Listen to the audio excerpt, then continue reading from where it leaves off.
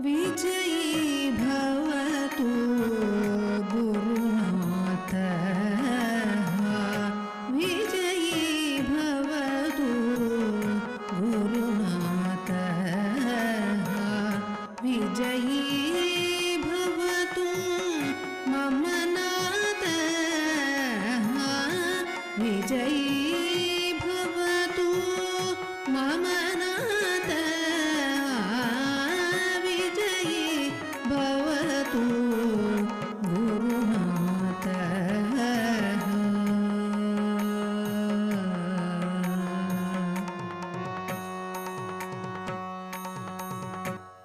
मदगजैव बहु सुन्दरगमनेन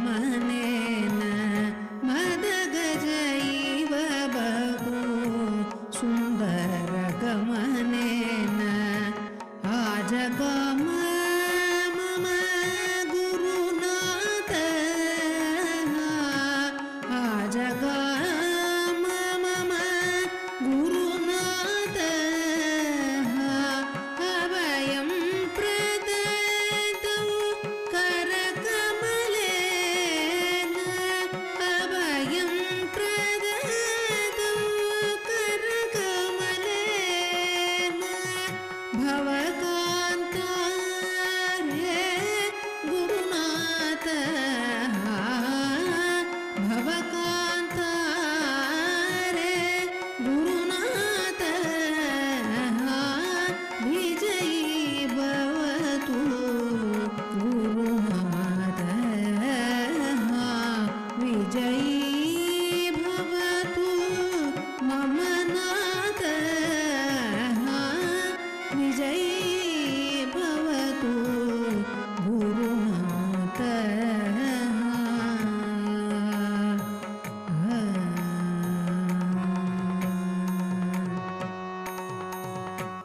पदकमलं मम शिरसि निधाय पदकमलं मम शिरसि निधाय परमसुखं ददौ गुरुनाथः परमसुखं ददौ गुरुनाथः सद्गुरुचरण स्पर्श सुखेन सद्गुरुचरण स्पर्श सुखेन धन्योऽहं मम पतिर्गुरुनाथः धन्योऽहं मम पतिर्गुरुनाथः विजयी भवतु गुरुनाथः विजयी भवतु मम नाथः विजयी भवतु गुरुनाथः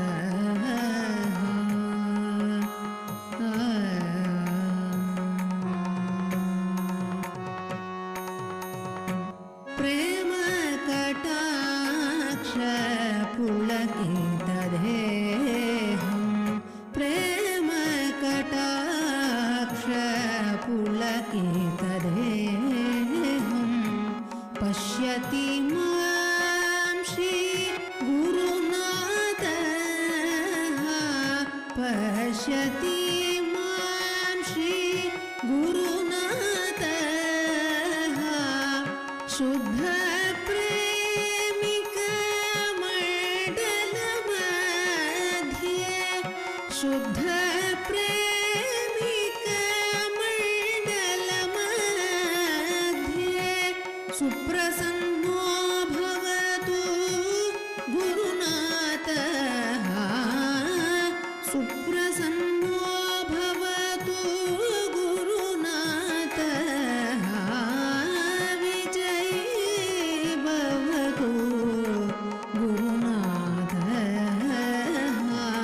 विजयी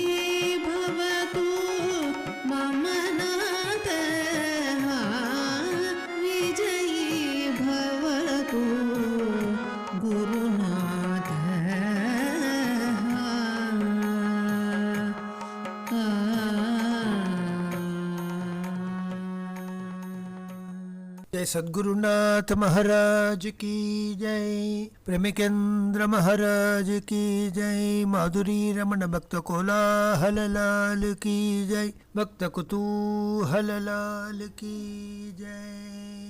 புண்ணியானிமான் பரம பாகவதான் ஸ்மராமி என்கின்ற ரீதியிலே பிரேமிக குசுகாஞ்சலி பாகம் 11 தாமதி யதாசக்தி சம்ஸ்கிருத ஸ்லோகங்களின் விவரணம். அண்ணாவின் பேர் அமைந்த தமிழ் அந்தாதி இவற்றின் வாயிலாக அற்புதமான ஆச்சரியமயமான அவருடைய லீலா வினோதம் நிரம்பிய குணகதனங்களை, அவருடைய சரித்திரத்தின் ஒரு சில பாகங்களை மேற்கொண்டு அனுபவித்து தத்வாரா அனைவரும் உயர்ந்த பிரேமிக்க பக்தர் திலகங்களாக வாழ்வாங்கு வாழ வேண்டும் என்று பிரார்த்தனையோடு துவங்குகின்றோம். கிருஷ்ண ரகுத்தம கதா வருஷ பீயூஷைச்ச, கிருஷ்ண ரகுத்தம கதா வருஷ பீயூஷைச்ச புட்டாரம் யோ சகல பந்தனச்சேததக்ஷம்,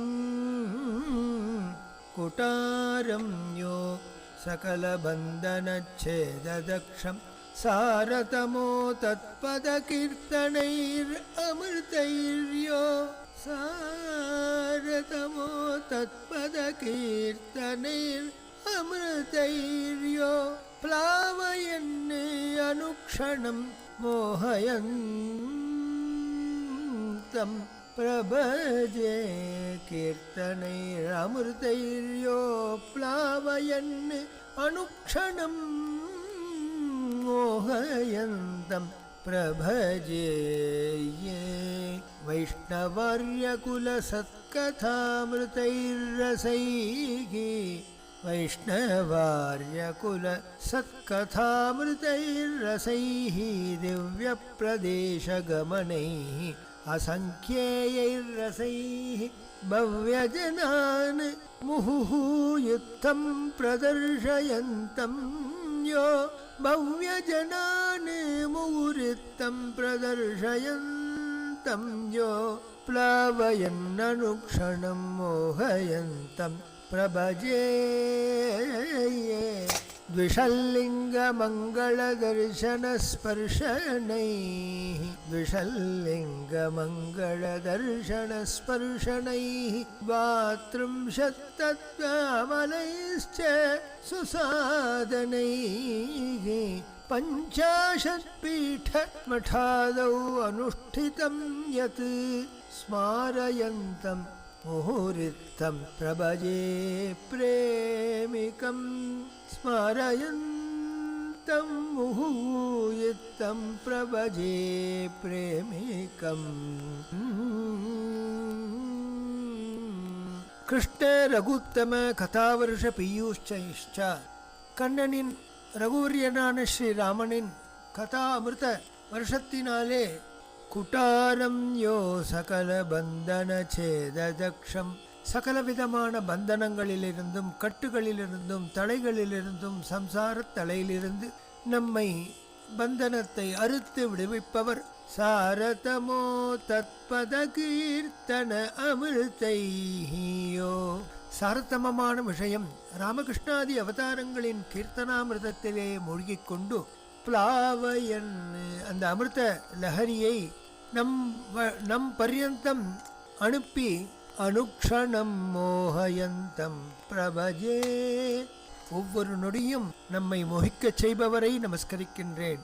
வைஷ்ணவார்ய குல சத்கதாமிருதைர்ரசைஹி, வைஷ்ணவார்ய பிருந்தம். சங்கர மத்வ ராமானுஜ சம்பிரதாயத்திலே உயர்ந்ததான சங்கர வழி வந்த மகனியர்களின் சரித்திரங்கள், திவ்யசூரியின் சரித்திரம், 12 ஆழ்வார்களின் சரித்திரங்கள், அதன் பின்னர் ஆச்சாரியவரியரான பரகாலருடைய சரித்திரம், நாதமுனிகள் சரித்திரம், யாமுனாச்சாரியரின் சரித்திரம், ஸ்வயம் ராமானுஜருடைய சரித்திரம், கூரேஸ்வரனுடைய சரித்திரம், பராசர பட்டர் கலித்வம்சரான அவர்களின் சரித்திரங்கள், கிருஷ்ணசூரியின் வம்சம் அதன் சரித்திரம், வேதாந்த தேசிகனின் சரித்திரம், மகாமுனியின் சரித்திரம். மாமுனியின் சரித்திரம் ஆன பிறகு கண்ணனின் பல்வேறு லீலைகள், அதை வர்ணிக்கும் மத்வர்களின் மகனீயர்களின் மத்வமதத்தின் உயர்ந்த கோட்பாடுகளை, தத்துவவாத கோட்பாடுகளை உலகுக்கு போதிக்கும் மத்வாச்சாரியருடைய சரித்திரம், அவர் வழிவந்த ஜெயதீர்த்தர், ஸ்ரீபாதராஜர், வியாசராயர், வாதிராஜர், கனகதாசர், புரந்தரதாசர், விஜயதாசர் முதலான அஷ்டதாசர்களின் சரித்திரம், ரகுத்தமரின் சரித்திரம், ராகவேந்திரர் சரித்திரம் என விஸ்தாரமாக வட இந்திய, தட்சிண பாரதத்து மகனீயர்கள், மகாராஷ்டிர சந்துக்கள், வட கிழக்கில் இருந்த சைத்தன்யாதி மகனீயர்களின் சரித்திரம் என வைஷ்ணவாரியர்களின் கதாமிருத பீயூஷத்தினாலே நம்மை ஆணாவரதம் மூழ்கடிப்பவர் எவரோ, திவ்ய பிரதேச கமனை அசங்கேயை ரசை, திவ்ய பிரதேசங்கள் தோறும் சென்று கணக்கு வழக்கில்லாமல் கண்ட பெருமாளையே மீண்டும் மீண்டும் ஓடி ஓடி சேவிப்பார். கண்டபுரத்து எம்பெருமான் என்ன, ஸ்ரீரங்கநாதர் என்ன, திருமலையப்பன் என்ன, காஞ்சிவரதன் என்ன, திரு அல்லிக்கேணி பார்த்தசாரதி என்ன, திருக்குறுங்குடியின் நம்பி என்ன, கள்ளழகர் சுந்தரபாகுவின் திருத்தோள்கள் என்ன, ஸ்ரீவில்லிபுத்தூர் அங்கமன்னார் என்ன, வடபத்திரசாயி என்ன, ஷண்பகாரண்யத்திலே ஒளிர்கின்ற ராஜகோபாலன் என்ன என்று பெரிய ஒரு பட்டியல். இவற்றை ஓடி ஓடி செவிப்பதிலே தன்னிகரற்றவர். அசங்கேயை ரசைஹி, பல்விதமான நாயக்கா நாயக்கி பாவம் என்ன, மதுரபாவம் என்ன, தாசபாவம் என்ன என்று சக்கியபாவத்திலும் ஆக பெருமாளை நாடி நாடி தேடி தேடி இவ்விதமாக எவர் நமக்கு கதாமிருதத்தை வருஷித்த வண்ணம் இருக்கின்றாரோ, பவ்யஜனான் முஹூயுத்தம் பிரதர்ஷயந்தம் யோ பவ்யஜனான், தாசஜனர்களை தன்னை அண்டிய சுஜனங்களுக்கு மகனீயர்களின் சரித்திரத்தின் வாயிலாக, அந்த கதாமிருதத்தின் வாயிலாக பிளாவயன், அது அந்த லஹரியானது பிரேமலஹரி நம் வரைக்கும் வந்து தொடுமா போலே அதை செய்து அனுக்ஷணம் மோகயந்தம், பிரதிக்ஷணம் நம்மை விஸ்மாபனம் செய்கின்ற அந்த பிரபுவை நமஸ்கரிக்கின்றோம். துஷல்லிங்க மங்கள தர்ஷன ஸ்பர்ஷனைஹி, 12 ஜோதிர்லிங்கங்களை தேடி தேடி நாடி நாடி தரிசித்ததும், துவாத்ரிம்ஷத்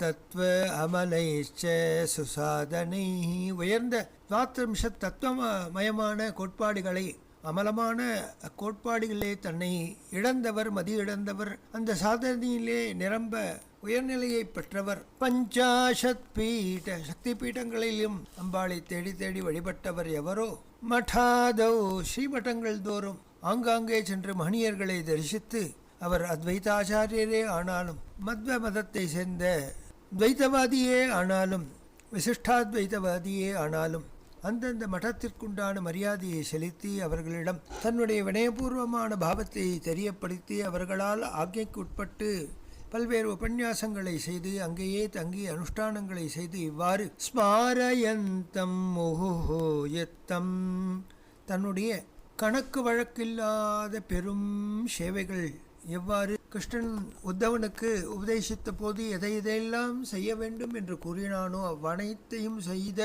ஒரே யுக பிரவர்த்தகர், ஒரே சத்குரு, ஒரே ஒரு மகனீயர், யுக பிரவர்த்தகராம் நம் குருநாதர் அன்றி மற்றொருவரை கண்டேன் அல்லேன். பிரேமிகம் பிரபஜே, அப்பேற்பட்ட பிரேமிகனை நான் நமஸ்கரிக்கின்றேன். ஜனம் ஹரிஜனம் ஏழை பாழை கூன் குருடு நொண்டி முடவன் இனமதை கண்டு பரிவுடன் குசலம் கேட்டு உதவுவார் தாமே, தீன ஜனரை கட்டாட்சித்து நாமதனமதைந்து உவந்து தினமும் ஹரிநாமம் கூற ஊக்குவிப்பார் நம் ராஜனே. நாகராஜன் பல கோடி சஹஸ்ரநாமம் செய்து பூஷித்திட வேகமாய் துளசியை எடுத்து வருவாள் விஷாலையும் ஆவலாய், ஆகம வழி நின்று உற்சவங்கள் நடந்தேறிடவே நாகனை மேலுரை பரமன் களிப்பண்போர் வைணவனாய் வைணவ சம்ஹிதையோடு பாகவத தர்மசாஸ்திரமும் நானிலம் புகழும் அநேக சதகங்களும் பாடி அருளியே சாமம் தோறும் தோத்திர பாடம் நாடகங்களும் இயற்றினேமமாய் கோலாகலனுக்கு ஈய பரநூர்வோர் கோகுலமாயிற்று. கோகுலம் மறுவுரு கொண்டார் போலே தப்பளம் புலியூர் ஆனதேயே ஆகுலம் தவிரண்ணல் கீதங்கள் பாடியாடி மகிழ்வராம். கோகுலத்தோடு கண்ணன் சோடித்த விளையாட்டனைத்துமே ஆவின் குலத்தோடு நம்பி அவர் செய்தார் ஒரு வைணவனாய் வைணவனாய். வைணவம் செய்த நல் பாக்கியம் அவனியில் உதித்தார் தாத்தா. வைணவ சிகாமணியாம் அவரே ஸ்ரீ வாசுதேவ பிரம்மமாம். ஆணவமேதுமில்லாத வசியம் வெங்கடவன் அருளாலே. ஆணவமேதுமில்லாத வசியம் வெங்கடனருளாலே. மோனமை பொருள் காண வந்தார் ஞானரை காரணராய். மோனமை பொருள் காண வந்தார் ஞானரை காரணனாய். ஆகாரமேற்கார் துயிலமாட்டார் சீதா சீதா சீதா என நாமம் கூறுவார். பிறர் நோகாது வாழ்ந்து பரனை சாட்சாத்கரித்தார் ஷீலர் இவர். காப்போர் மந்திரமுத்தீவர் பாரதமெங்கும் தரிசித்து வந்து பாகுபோல் நைந்து பரமபதம் புகுந்தார். தை திங்கள் 13ஆம் நாளே நாளது திருநாள். உனை வந்தடைந்தேன் எனையாட்கொண்டருளே என விண்ணார் நீள் சிகரத் திருமலையானை வேண்டி நிற்கும் மன்னலுக்கு மண்ணாள நாமம் நவில் ஹரிவெங்கட கிருட்டினாய். நம் பண்ணாள வந்த பரமணருளால் உதித்தது மகவு சந்திராமன்னிக்கே. மன்னிய தன்சாலல் சங்கபுரி வெங்கடவன் குடமுழக்கு கண்டருளிட. மன்னிய தன்சாலல் சங்கபுரி வெங்கடவன் குடமுழக்கு கண்டருளிட. பொன்னியலும் திருப்பணிகள் சமைத்து அடிப்பொடியாய் நின்றாரே. பண்ணிய தமிழ் வேதமோதும் மா தவத்தவர் கூடி கழிக்கணம். அன்னையும் அத்தனுமான அண்ணா திளைத்தார் ஓர் நாதனாயே. பண்ணிய தமிழ் வேதமோதும் மாதவத்தவர் கூடி கழிக்கணம். அன்னையும் அத்தனுமான அண்ணா திளைத்தார் ஓர் நாதனா.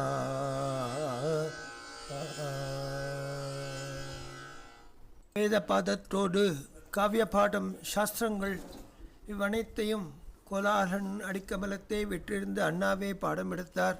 அஷ்டயுகிகளாக 8 குழவைகள் அண்ணாவிடம் பிரதானமாக வீட்டிலிருந்து அனைத்தையும் கட்டண நாமகீர்த்தனம் ஜபதப அனுஷ்டானம் இவ்வனைத்தும் கிரமேண போதிக்கப்பட்டது.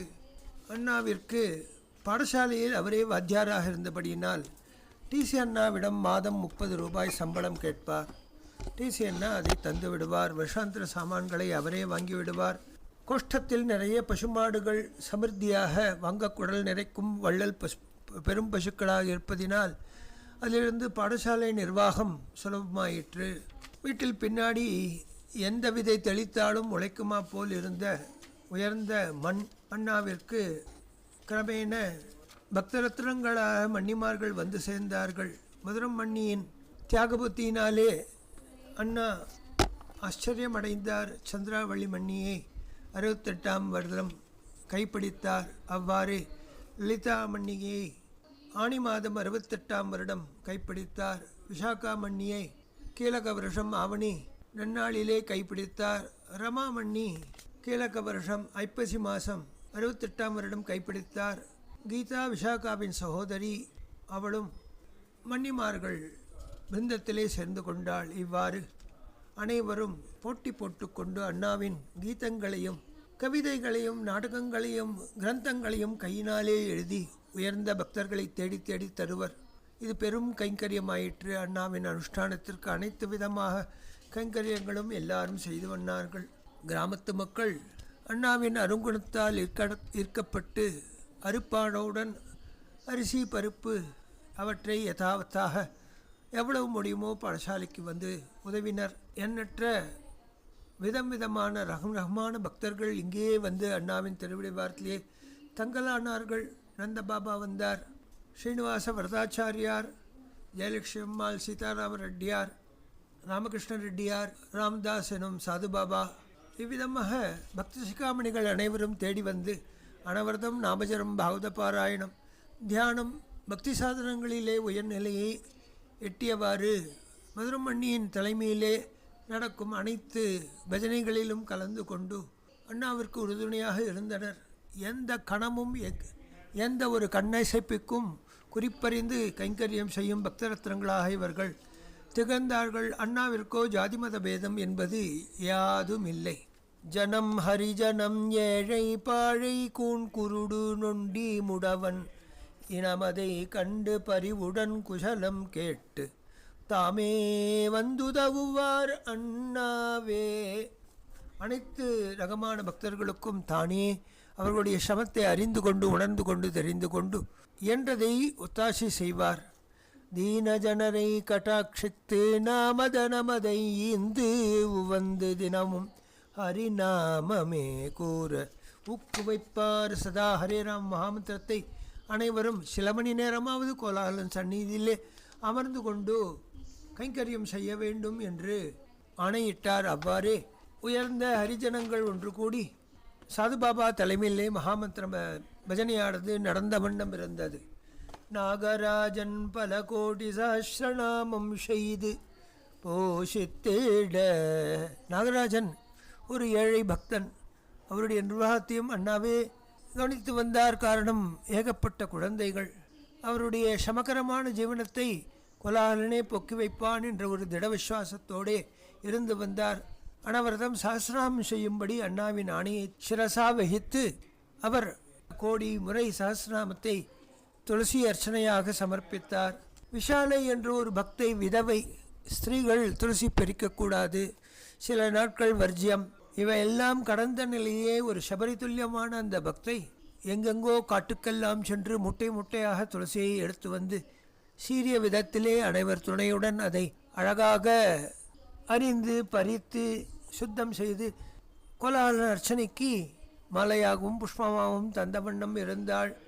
ஆகம வழி நின்று உற்சவங்கள் நடைந்தேறிடவே வாரோத்சவம் அயனோத்சவம், வாரோத்சவம் பக்ஷோத்சவம் மாசோத்சவம் அயனோத்சவம் பிரம்மோத்சவாதி அனைத்து உற்சவங்களையும் அண்ணா கிரமப்படி செய்து இந்தந்த உற்சவத்திற்கு இந்தந்த நிவேதனம், இந்தந்த அலங்காரம், இந்தந்த நகை சாத்த வேண்டும் முதலானவை அனைத்தையும் ஒரு கோயில் ஒழுங்காகவே எழுதி அவர்களுக்கு தந்துவிட்டார். நாகனை மேலுரை பரமன் கழிப்பான் ஓர் வைணவ நாய். கோலாகலன் இவ்வனைத்தையும் ரமித்த வண்ணம் கழித்தான். தானும் ஒரு வைணவனாக அவர்களுடன் வலம் வந்தான். வைணவ சம்ஹிதையோடு பாகவத தர்மசாஸ்திரமும் மலைமலையான தர்மசாஸ்திரங்களை கிரந்தங்களை எழுதி குவித்த வண்ணம் இருந்தார் அண்ணா. வைஷ்ணவ சம்ஹிதை என்கின்ற மகாபக்த விஜயத்தின் ஓர் சாரம். பாகவத தர்மசாஸ்திரம் என்பது பல்வேறு தர்மசாஸ்திர வினாக்களுக்கு பதில் இருக்குமா போல் அமைந்த ஒரு சாஸ்திரம். நானிலம் புகழும் அநேக சதகங்களும் பாடியருளியே. பல்வேறு சதகங்களை ரகம் ரகமாக விதம் விதமாக செய்து யார் யாருக்கு எதை வேணுமோ அதை நீங்கள் உண்ணலாம் என்று ஒரு பெரிய விருந்திலே பல்வேறு விதவிதமான உணவுகள் பரிமாறிப்பது போல் அவரவர்களின் ரகத்திற்கேற்க அவரவர்களின் தரத்திற்கேற்ற சதகங்களை பாடி அருளினால் மன்னி அழகாக அதை மெட்டமைத்து அனைவருக்கும் குழந்தைகள் அனைவருக்கும் போதித்தார். குழந்தைகள் விளையாடி கொண்டிருக்கும் மன்னி ஸ்ருதியை மீட்டுவிட்டால் அடுத்த கணம் அங்கு வந்து அமர்ந்து அண்ணின் திருவாயே கண்ட வண்ணம் அனைத்தையும் பாடுவார்கள். மன்னி பாடி அதை கேட்டே கற்றவர்கள் 100 குடும்பங்கள் என்றால் அவர் பெரிய மன்னியின் ஒரு வியக்கத்தகு மேதாவிலாசத்தை என்னென்று சொல்வது. ஷாமம் தோறும் தோத்திர பாடம் சாயங்கால வேளைகளிலே சஹஸ்ரநாமத்தோടെ பல்வேறு ஸ்தோத்திர பாடங்களை தான் இயற்றியதும் கிரந்தங்களில் புராணங்களில் கூறப்பட்ட பல்வேறு அஷ்டகங்கள் இவைகளை ரகமாக போதித்து வந்தார். வசந்த நாடகாதி பல்வேறு நாடகங்களையும் இயற்றினார். நேமாமாயி கோலாகலனுக்கு அனைத்தும் பக்த கோலாகலனுக்கு எழுதி சமர்ப்பித்த வண்ணம் இருந்தார். இதனால் பரனூரே ஒரு கோகுலமாயிற்று. ஆவணி மாதம்தான் கிருஷ்ண ஜென்மாஷ்டமி என்று இல்லாமல் அனைத்து தினங்களும் ஜென்மாஷ்டமியாகவே ஆயிற்று. இது அனுபவிக்க வேத்தியம். நல்ல 11 மணி அனைத்தும் ஆயிற்று. அண்ணா ஆகாரத்துக்கு அமர செல்கின்ற நேரத்திலே ஒரு வண்டி வரும். 10-20 பாகவதோத்தமர்கள் வருவார்கள். பாடசாலையிலே ஒரு 10-15 சிறார்களுக்குத்தான் உணவு தயாராக இருக்கும். ஆனால் அண்ணாவின் குறிப்பறிந்து அண்ணா பேசிக்கொண்டிருக்கும் அந்த ஒரு அரை மணி துளிக்குள்ளாகவே ஒரு அழகாக ஒரு இனிய அமுது அவர்களுக்கு படைத்து விருந்தோம்பல் நடக்கும். இவ்வாறு பல்வேறு ஆச்சரியகரமான சேஷ்டிதங்கள் நடந்த வண்ணம் இருந்தன. காலை நாத்தி கிரமேண கோலாகலம் முன்னாடி ஒரு வசந்த மண்டபம் கட்டப்பட்டது.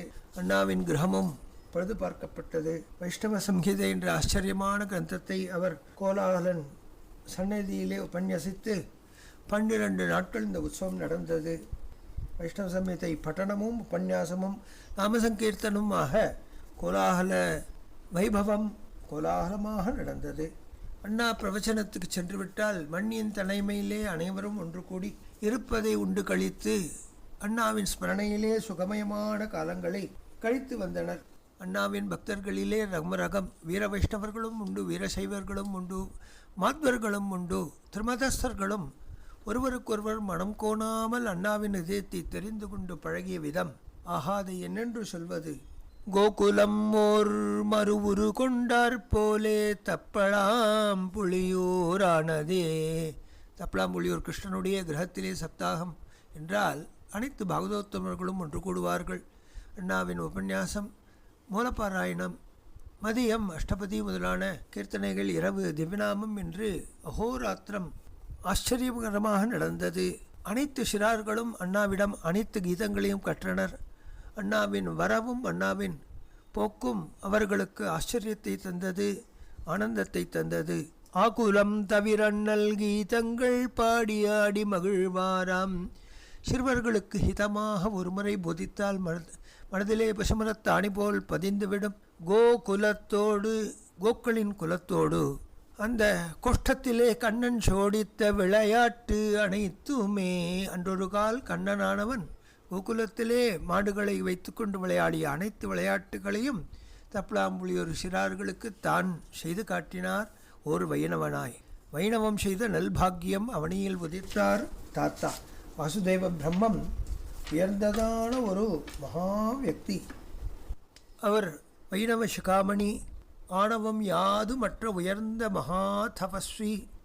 வெங்கடவன் அருளாலே மோனமை பொருள் இவன் என்று அறிந்து அண்ணாவின் திருவடிவாரத்திலே நித்தியவாசம் செய்ய வேண்டும் என்று வந்து சேர்ந்தார். ஆகாரம் யாதும் எடுக்க மாட்டார். ஆனால் சமையலிலே பெரிய சூரன். பெருமாளுக்கு துவாசிதோறும் பெரிய சமையல் தானே சமைத்து அதை சிறார்கள், பாடசாலை சிறார்களுக்கு அளித்து அவர்கள் உண்பதைக் கண்டு கழிப்பார். சதா சீதே சீதே சீதே ஹா சீதே என்று கண்ணீர் மல்க கூடுவார். எவர் மனமும் நோகடிக்க தெரியாத ஒரு உத்தம புருஷன், அதோஷதர்ஷி பரமாத்மனை அண்ணாவின் கிருபையினாலே வைகுண்ட சாட்சா்காரம் ஏற்பட்டது. வாய்த்திறந்து பேசுவதையே தவிர்த்தார். சதா மந்திரமூர்த்தியாக ஜபம் செய்த வண்ணம் இருப்பார். அண்ணாவின் உபன்யாசங்களிலே வந்து பங்கேற்பார். பாரதமெங்கும் நடைந்தே பல்வேறு க்ஷேத்திரங்களை அயோத்தி பர்யந்தம் தரிசித்து வந்து மீண்டும் பரனூரிலே தன்னுடைய உபாசனாமூர்த்தியான ராமபிரானோடு வந்து சேர்ந்து விட்டார். பாகுபோல் நைந்து உருகுவார் பரமபதம் புகுந்தார். உயர்ந்ததான வாசுதேவ பிரம்மம் மனைவியோடு பாரதமெங்கும் நடந்தார். ஸ்ரீனிவாச பெருமாள் பிரத்யக்ஷம் தான் பஞ்ச உஷத்காலத்திலே 69வது வருஷம் சுக்லபக்ஷ திரையோதசி என்று கீழக்க வருடம் தனியிலே யாதச்சிகமாக கீழே விழ சீதே என்று அவருடைய திருவாய் மலர்ந்த வண்ணம் அவர் மலர்ந்து விட்டார்.